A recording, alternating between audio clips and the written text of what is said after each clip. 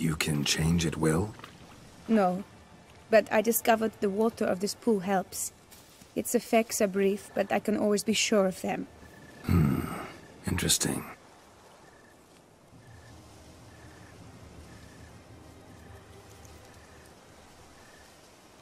Come.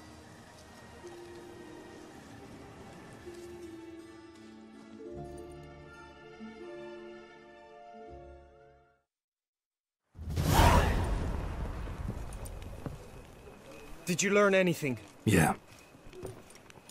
Then speak, man. Can you not see I'm out of my mind with worry? What ails her? She asked me not to talk about it. But I want only the best for her. Perhaps I shall be able to help, or, I don't know, console her at the least. Vivian gave me the details of her situation, but she did so in confidence. Promised I wouldn't tell anyone. But I'm not just anyone. Why, I would do anything for her. I was the one to ask you to help her. You cannot shut me out now. I'm sorry. Look, in time Vivian will come to understand what she owes you. I'm sure of it. But until then, you gotta understand the whole world doesn't revolve around you. How dare you lecture me? This is not the aid I sought. And to think I gave up my spot in the tourney to you. I regret it now. Do you even intend to compete to the end? Or now that you've bound Vivian to your terms, you no longer see the need?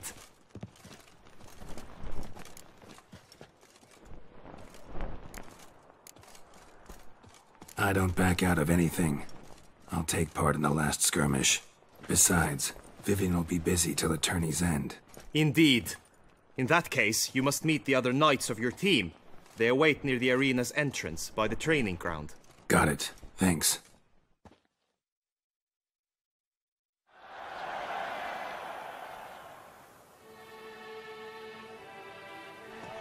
I know now the two teams' rosters. I shall be captain of ours. That means you shall do as I say for the duration of the fight. Is this clear? Palmer and Alonfo will lead the opposing team. With this skirmish, we commemorate the Battle of Fox Hollow of 1218, when a hands of southern outlaws led by Halar the Brown attacked Tucson only to be driven off by brave knights, thus setting a precedent. Since that day, knights errant have guarded the duchy's borders. Palmerin drew the short straw, so his team shall play the barbarian Haller's men. Any questions? None. If you swing your blade as deftly as you shoot, we shall win. Good luck. It is time, gentlemen. Take your weapons and proceed to the arena.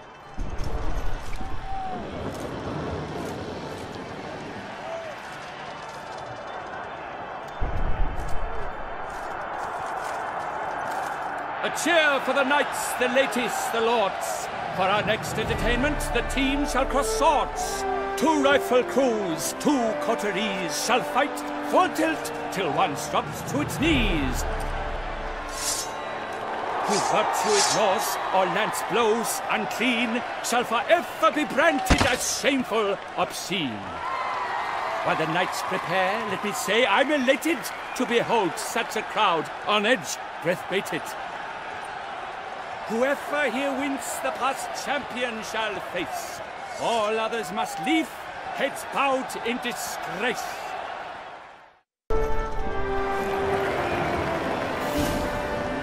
Let us begin! Crowd, raise a ruckus! Blood, sweat, and tears shall soon follow in buckets. Always with reason. Let us end this, you and I!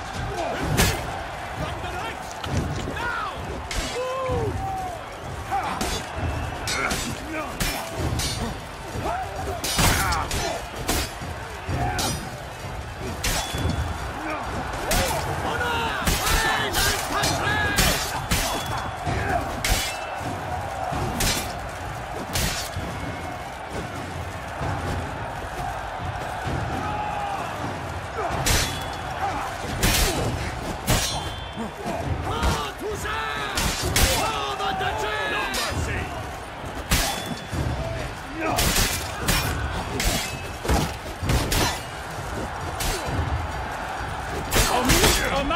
That must have been painful, like a thorn to the heart. Only now there's but Rafix, though he's far from done. When all the dust clears, shall he have won?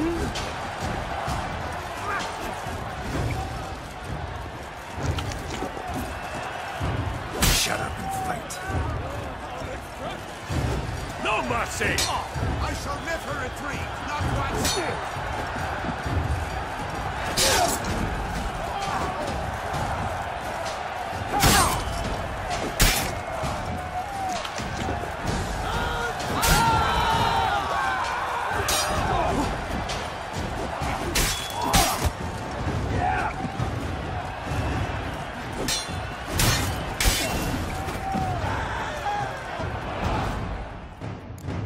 The world's never seen a fight quite so glorious. For showing such verve, each knight was victorious.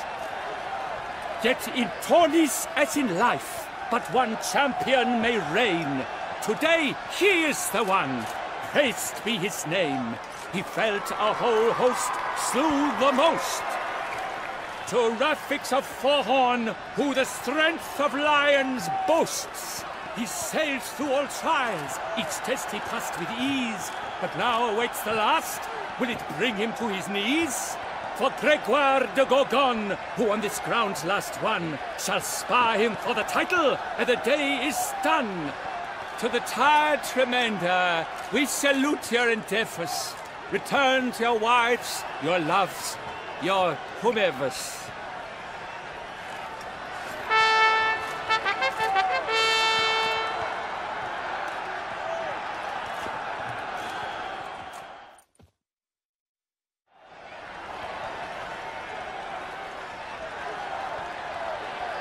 It is time. Step into the arena. Should you suffer grievous harm during combat, have you any last wishes, any missives you wish passed to your loved ones? Thanks, I'm fine. The brave knight Rafix hails from Forhorn. It might sound fictitious, yet there he was born. Now entering the grounds, a titan of infamy, Gregoire de Gorgon, victor of last year's tourney.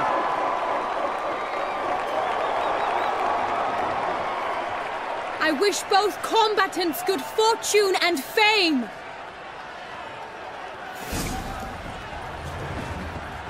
They sink the grounds, the titans lock stairs, ferocious and spry as wolves hunting hares. Mesdames et messieurs, our victor, our champion, the unequaled and silent Gregoire de Gorgon! Hip, hip, hooray! Hooray! And now a few words from our sponsor, the Tufo Vineyard. For strong bones and teeth, drink Tufo, a wine for your table, a wine for your soul. In shock, Sir Rafix seems weak. Will he survive? His fortunes look bleak.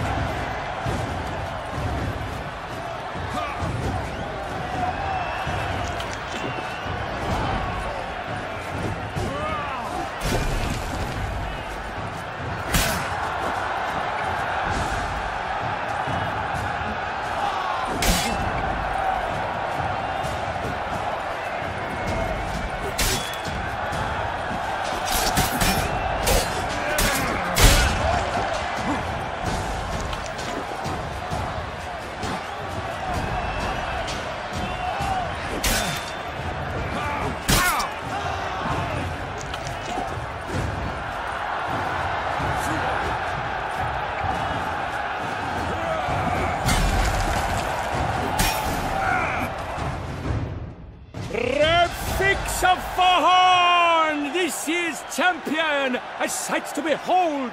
He defeated Gregoire de Gorgon. Hail Rafix, Rafix, Rafix, Rafix.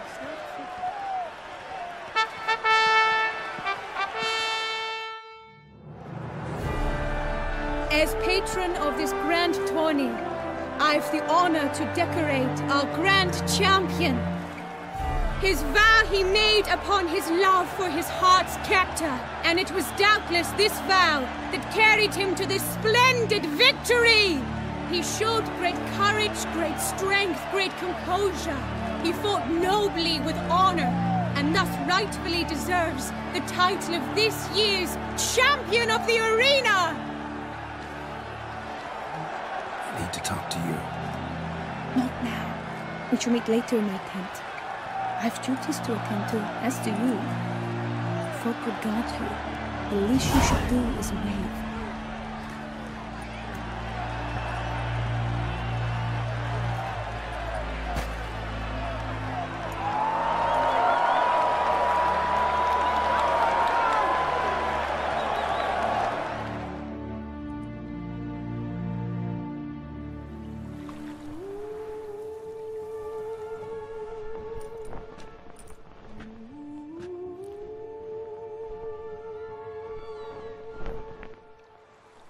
Greetings, my lady. Have you decided? I have. I stand by all I have said. I wish to endanger no one, and thus choose the method involving an egg. If it's to be the egg of an oriole, I know where to find one. There is a nest in my clearing. Might you explain the nature of the ritual? Its exact course? Sure, but seems your tense grown ears. Show yourself, Guillaume. Can hear you breathing, and I know damn well it's you. Why are you here, sir? This is a private audience. Geralt, what is the meaning of this? Is this some scheme you've hatched unbeknownst to me?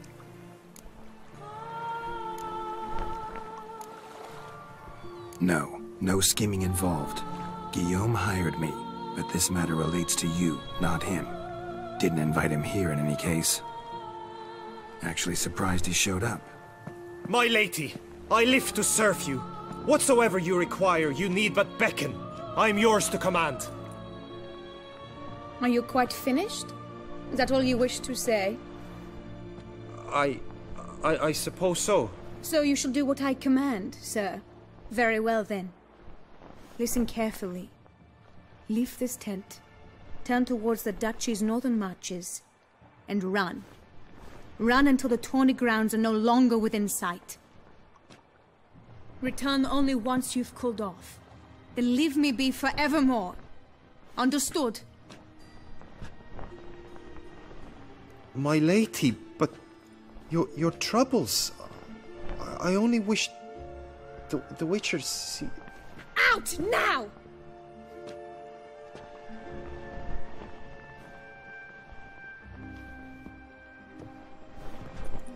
You assured me I could trust you!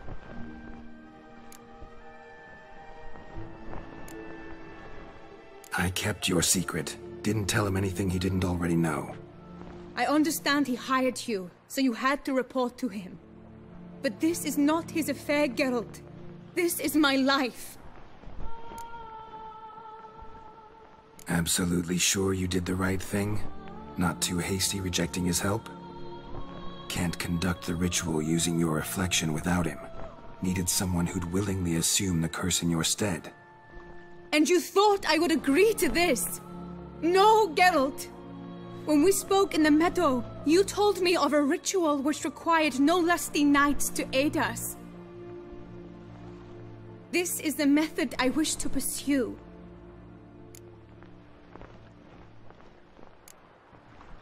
Not ready to do that yet. I understand lifting a curse is no simple affair, even for a witcher.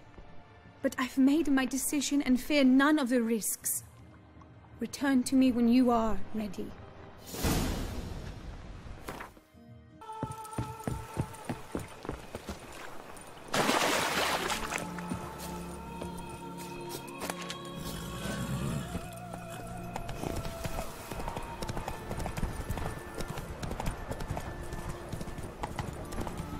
The gods have sent a beast as punishment for our sins.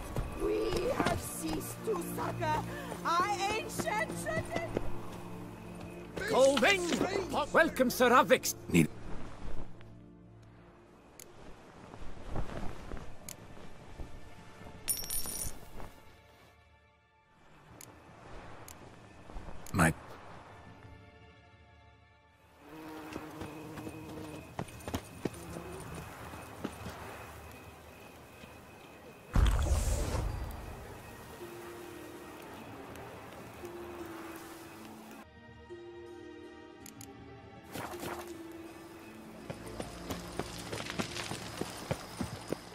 Welcome home, sir. I am Barnabas Basil Fauti. By order of the Duchess, I shall serve you as Major Domo of Corvo Bianco. I previously served with distinction at the Nibli family manor and in Nazaire with Admiral Rompali, who, as you are certain to know, is an extraordinary, demanding gentleman. Whoa, Barnabas Basil. One thing you ought to know. I'm not your typical landed gentleman. Truth be told, this is the first real property I've ever owned. Oh, in that case, you must leave it all to me. I shall organize, see to everything, and whip the house into order.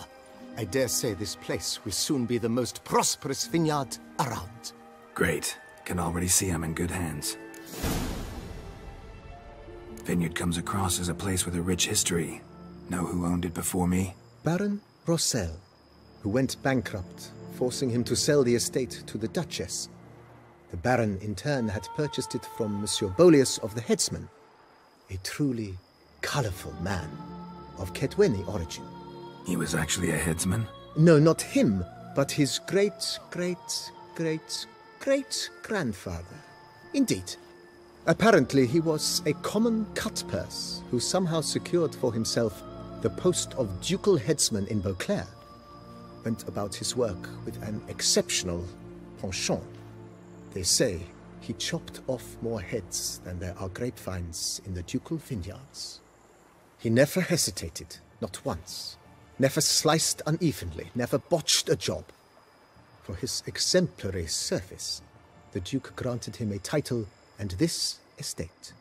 Monsieur Bolius, on the other hand, was an engineer in his younger years. Once retired, he settled here and took to producing wine. Sadly, misfortune struck and he lost his sense first of smell, then of taste. Additionally, he could not drink alcohol. His medic forbade it. Shame that. He gave up making wine? Not at all. He made even more of it. Began throwing wild balls to which he'd invite friends from far and wide in order to treat them to his wine and delight in the fact that at least someone could enjoy it. It's the sort of man he was, Monsieur Bolius.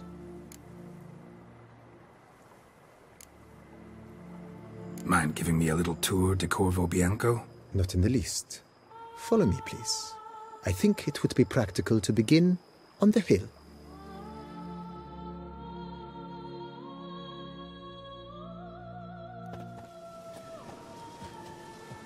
Behold, sir, your estate in all its splendor. Pretty vast. Indeed. And now, sir, allow me to show you a handful of interesting details. Follow me, please. Been a major domo all your life? Yes, I come from a long line of major domos. My father was a major domo, as was my grandfather before him, as was my great-aunt. In fact, she was the one to start the tradition. Great-aunt? A hard woman. It is said that already as a child, she knew where she was going, and went there. When she arrived in Beauclair, she signed on as a chambermaid at one of the vineyards, then slowly worked her way up to major domo. She dragged the rest of the family up the same path.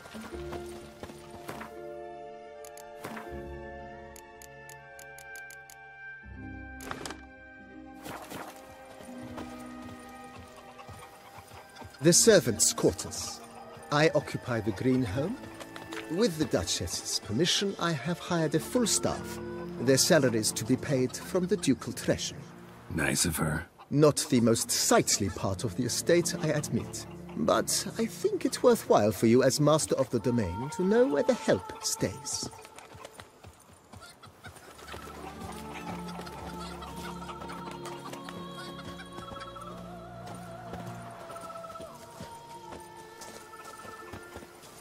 Baron Rossel ordered the vines in this part of the estate uprooted and olive groves planted in their place. They look beautiful, especially come spring. Don't look at all bad now, either.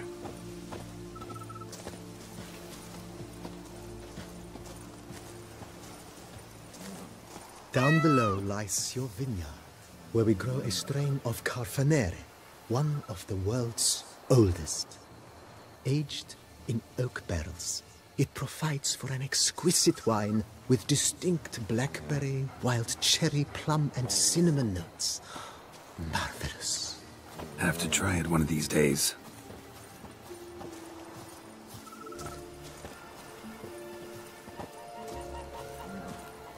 Nice well. Picturesque. Yes, though it ran dry long ago. During the raucous feasts Master Bolius held, he would order it filled with wine. There's a tale about a guest attending a Bolius ball for the first time and thus unaware of the custom. He had suffered great heartbreak and had decided to end his life by jumping into the well. The festivities were coming to a close, and the well was nearly empty when the suicidal guest finally jumped. Instead of killing himself, he merely broke his legs. To numb the pain, he drank the wine. Drank himself to death? Not at all. When found the next day, he had concluded he'd witnessed twin miracles. The water had been changed into wine, and he had survived. He retired to a monastery in the Dragon Mountains and began preaching the wisdoms of Lebioda. Follow me, please. Follow me, please. Follow me, please. Monsieur Bolius' wife Nina kept a garden here.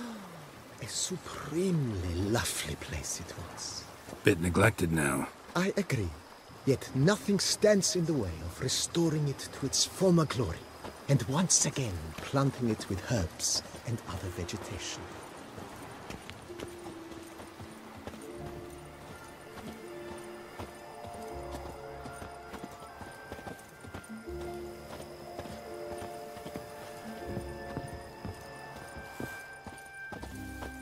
Madame Nina planted diminutive, delicate flowers and herbs here. One might say their aroma still hangs in the air. You're quite the romantic, Barnabas Basil. Follow me, please. Follow me, please.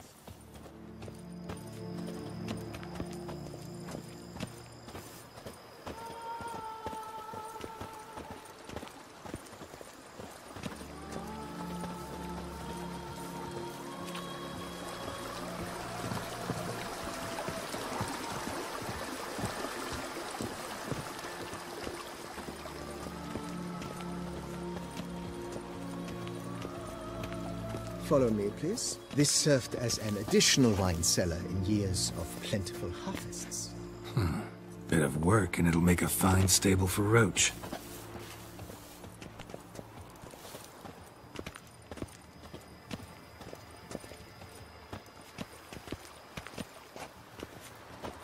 The cellars, voila. During Monsieur Bolis's time, wine was kept here, but Baron Rossel used it to store olive oil as well. I took the liberty of cleaning up the mess, which I made while fighting the Bruxa. Thanks, Barnabas Basil. Appreciate it.